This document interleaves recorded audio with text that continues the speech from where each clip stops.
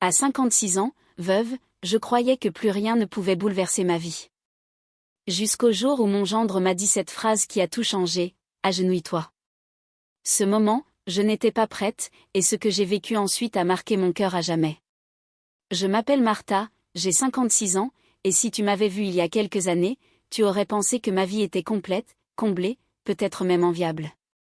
J'avais un mari que j'aimais, une famille qui me tenait debout et un quotidien fait de petites habitudes rassurantes. Mais voilà, le destin a décidé de me briser.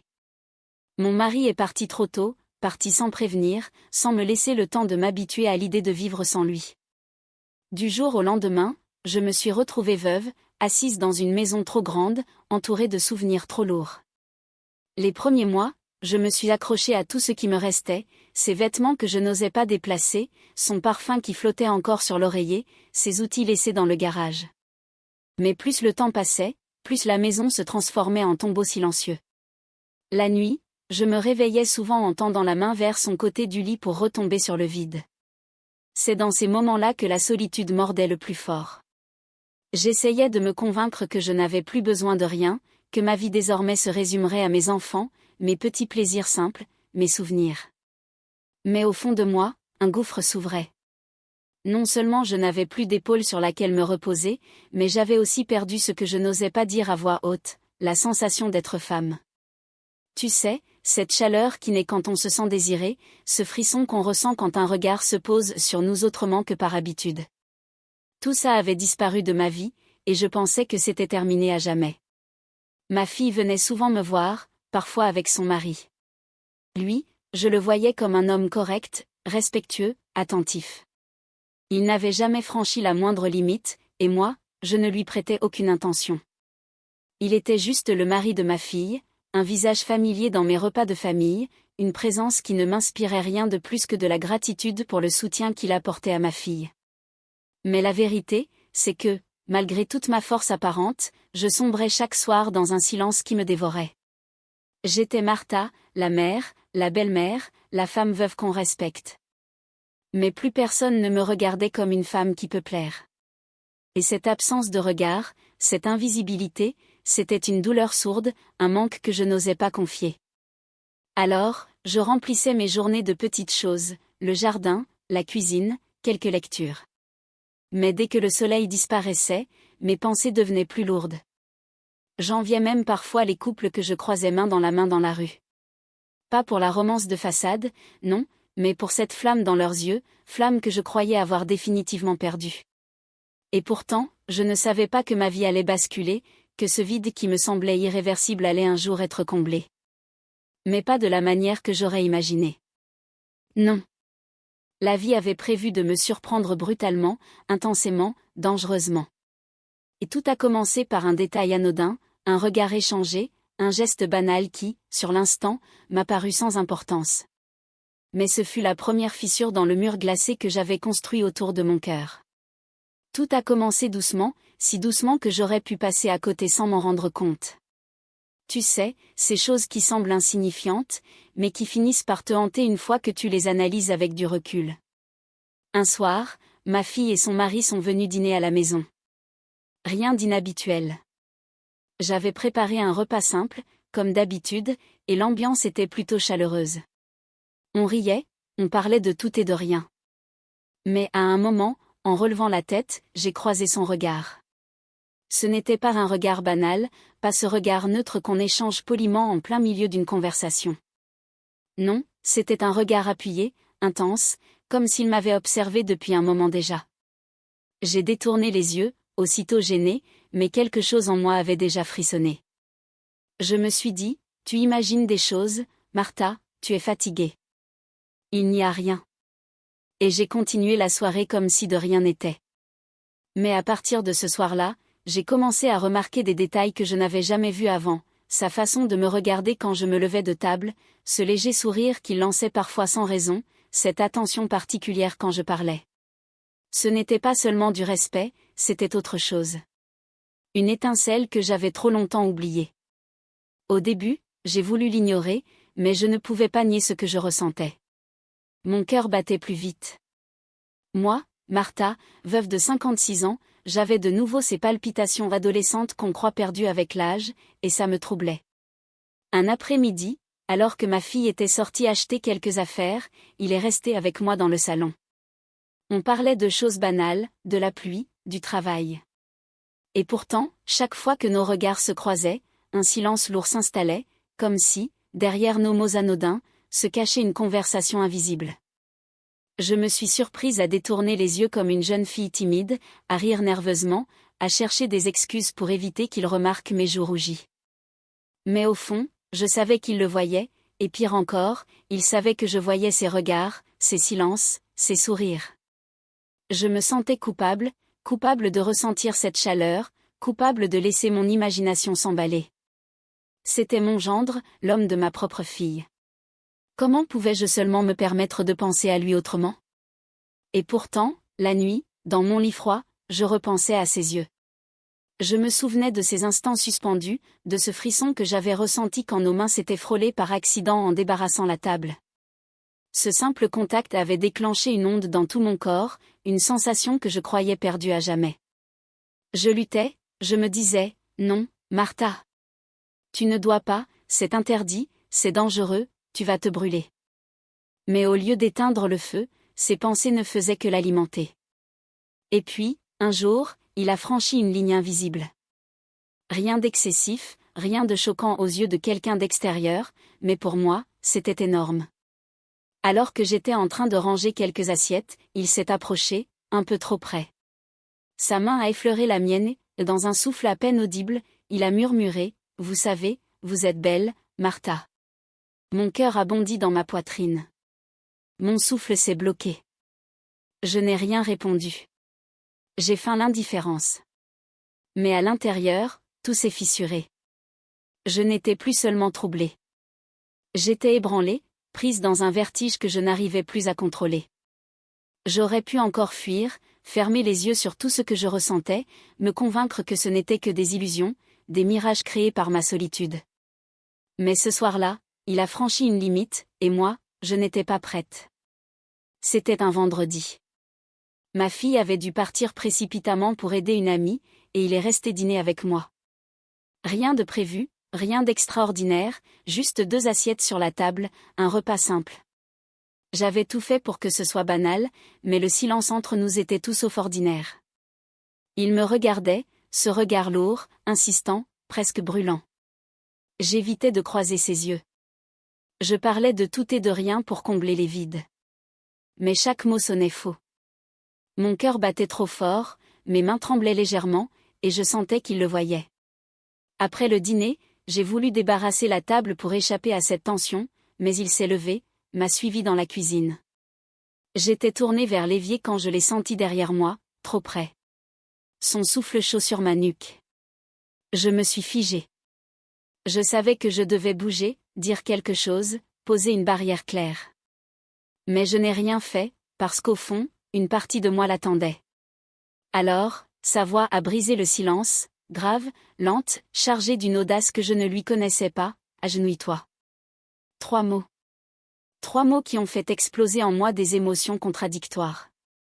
La peur, d'abord, peur de l'interdit, peur d'aller trop loin. La colère, aussi. Comment osait-il? Moi, la mère de sa femme. Mais surtout, un désir violent, brutal, inattendu. Ces mots m'ont transpercé comme une flèche. Ils ont réveillé en moi quelque chose que j'avais enterré depuis la mort de mon mari, ce frisson de soumission, de passion, de lâcher-prise. Je n'étais pas prête. Pas prête à ce que mon corps réponde avant ma raison. Pas prête à sentir ce feu me parcourir les veines, ce vertige dans ma poitrine. Je n'ai pas obéi, pas vraiment. Mais je me suis retournée, et en le regardant dans les yeux, j'ai vu une vérité que je n'aurais jamais dû voir. Il me désirait. Tout en moi criait que c'était mal, mais mes jambes tremblaient, mon souffle se saccadait, mes lèvres s'entr'ouvraient malgré moi. Et lui, il a osé tendre la main, effleurer ma joue. J'ai fermé les yeux. Ce simple geste a suffi à me briser.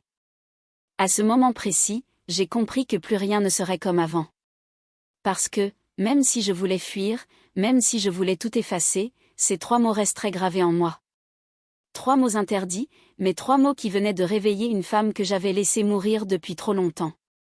Je suis montée me coucher ce soir-là, le cœur en tempête. J'ai verrouillé ma chambre, comme pour me protéger de lui ou de moi-même. Mais toute la nuit, j'ai entendu résonner sa voix, « Agenouille-toi ». Et je savais que la frontière venait d'être franchie, que tôt ou tard, je céderais. Je croyais pouvoir fuir. Je croyais qu'après cette nuit où ces mots avaient résonné dans ma tête, je réussirais à retrouver une certaine distance. Mais non, ce fut l'inverse.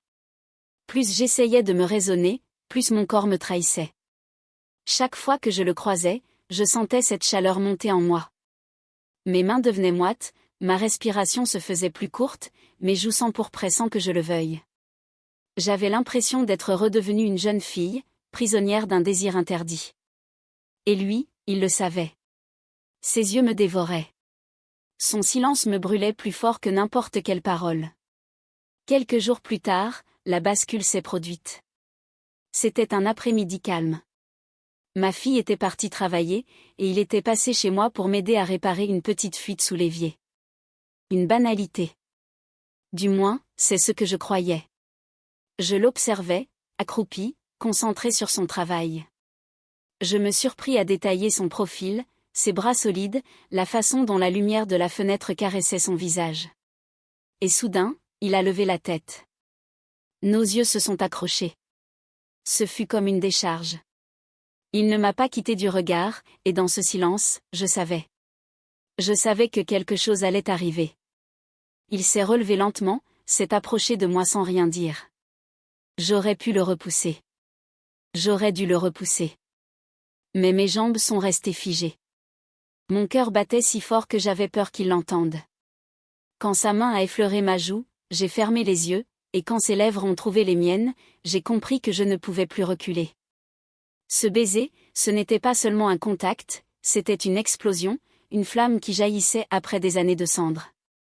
Mon corps, que je croyais endormi à jamais, s'est réveillé d'un seul coup. Chaque frisson, chaque battement de cœur, chaque souffle me rappelait que j'étais encore vivante. Ses bras m'ont enveloppée, et je me suis abandonnée. J'avais oublié cette sensation, se sentir désirée, femme, vibrante. J'avais oublié la douceur d'une caresse sur la nuque, le vertige d'un souffle chaud contre ma peau, le tremblement quand deux corps se découvrent. J'étais partagée entre l'interdit et l'ivresse, mais je n'ai pas résisté, parce qu'en cet instant précis, la culpabilité s'effaçait devant l'évidence. J'avais besoin de ça. J'avais besoin de lui. Nous n'avons pas parlé. Les mots auraient brisé la magie. Il n'y avait que nos gestes, nos respirations, nos regards brûlants. Chaque seconde semblait suspendue. Chaque contact éveillait une partie de moi que j'avais laissé mourir. Quand enfin je me suis retrouvée contre lui, le front posé sur son épaule, j'ai senti une larme couler sur ma joue. Ce n'était pas de la tristesse. C'était un mélange d'émotions, de soulagement, d'un vertige que je n'arrivais pas à nommer. J'avais franchi la ligne, et même si je savais que je venais d'ouvrir une porte dangereuse, je n'avais aucun regret, parce que ce jour-là, pour la première fois depuis des années, je n'étais plus seulement Martha, la veuve silencieuse. J'étais une femme qui vibrait encore. La nuit qui a suivi, je n'ai pas fermé l'œil, pas une seconde. J'étais allongée dans mon lit, les yeux grands ouverts, mon cœur encore prisonnier des battements affolés de l'après-midi.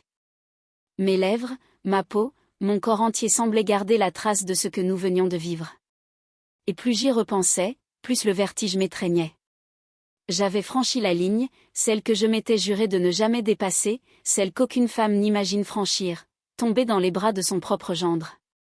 Rien que d'y penser, j'avais honte, une honte violente, étouffante.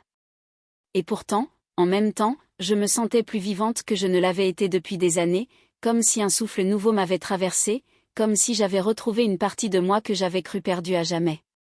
Chaque fois que je fermais les yeux, je revoyais son regard, ce regard brûlant, insistant, qui avait tout déclenché. J'entendais encore sa voix grave, son souffle contre ma peau, et ce baiser qui avait réduit en poussière toutes mes barrières. Mais avec le matin est arrivée la réalité.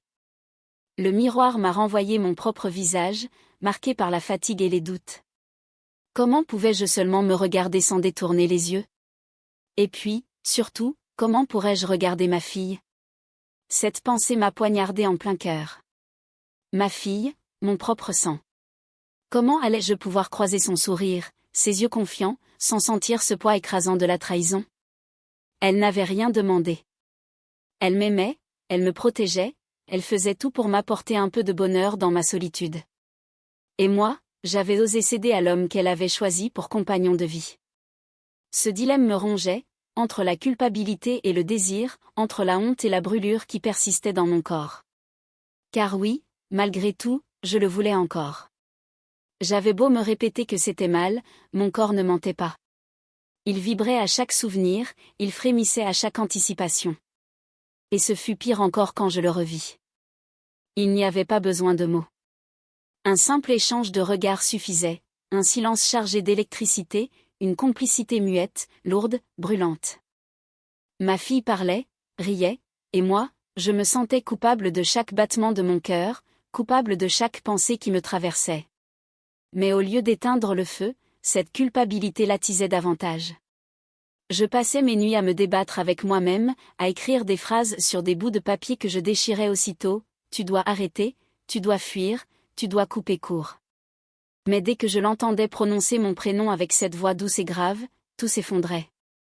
J'étais partagée entre deux réalités, celle de la mère droite, protectrice, respectée, et celle de la femme fragile, passionnée, brûlante, deux parts de moi que je n'arrivais plus à concilier.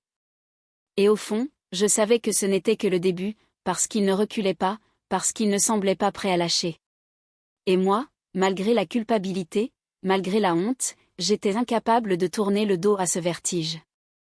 Aujourd'hui, quand je repense à tout ça, je sens encore un mélange étrange d'émotions. La honte, parfois, oui. La peur d'avoir franchi une limite qui ne devait pas l'être. Mais surtout, une certitude profonde, je n'étais pas morte.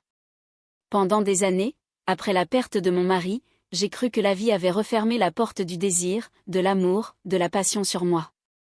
Je m'étais condamnée à être une veuve respectable, une mère présente, une femme transparente. Mais ce que j'ai vécu avec lui, aussi interdit, dangereux et troublant que ce soit, m'a rappelé une vérité essentielle, j'étais encore une femme. Je ne cherche pas à justifier. Je sais que certains me jugeraient. Peut-être que toi, qui m'écoutes, tu secoues la tête en pensant que c'est impardonnable. Mais comprends-moi, quand on a connu le vide, le froid, l'absence, et qu'un jour quelqu'un rallume une flamme dans ton cœur, ce n'est pas si simple de tourner le dos. Avec lui, j'ai redécouvert le frisson de l'interdit, mais aussi la chaleur d'un regard qui te fait te sentir vivante. J'ai redécouvert la peau qui frissonne, les battements de cœur précipités, le souffle qui tremble, et plus que tout, j'ai redécouvert mes larmes, pas celles de douleur, mais celles de renaissance. Est-ce que j'ai regretté? Oui, parfois, surtout quand mes yeux se posaient sur ma fille. La culpabilité est un poids que je porterai toujours. Mais est-ce que je renie ces instants? Non. Parce que ces instants m'ont sauvée. Ils m'ont sorti du silence et de l'ombre. Ils m'ont redonné le goût de l'inattendu, le courage de me regarder dans le miroir et de me dire, « Tu existes encore, Martha. Tu n'es pas juste un fantôme de ce que tu étais. » La vie n'est jamais aussi droite qu'on le voudrait. Elle nous surprend, nous bouscule, nous place face à des choix qu'on ne pensait jamais avoir à faire. Moi, je n'avais rien prévu. Je n'avais pas cherché ça. Mais quand c'est arrivé, j'ai compris que parfois, l'amour, ou peut-être le désir, prend des chemins que la raison ne comprend pas. Alors, si je dois retenir une seule chose de cette histoire, c'est celle-ci, il ne faut jamais enterrer son cœur trop tôt. Même à 56 ans, même veuve, même brisée, il existe toujours une étincelle capable de tout rallumer.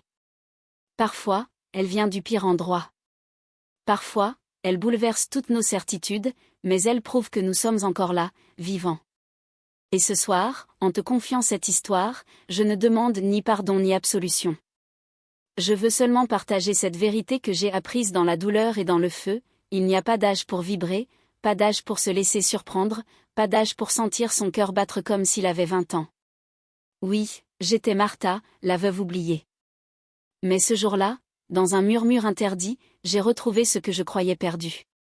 Si tu es arrivé jusqu'ici, c'est que tu as ressenti avec moi chaque émotion, chaque frisson, chaque larme de ce récit.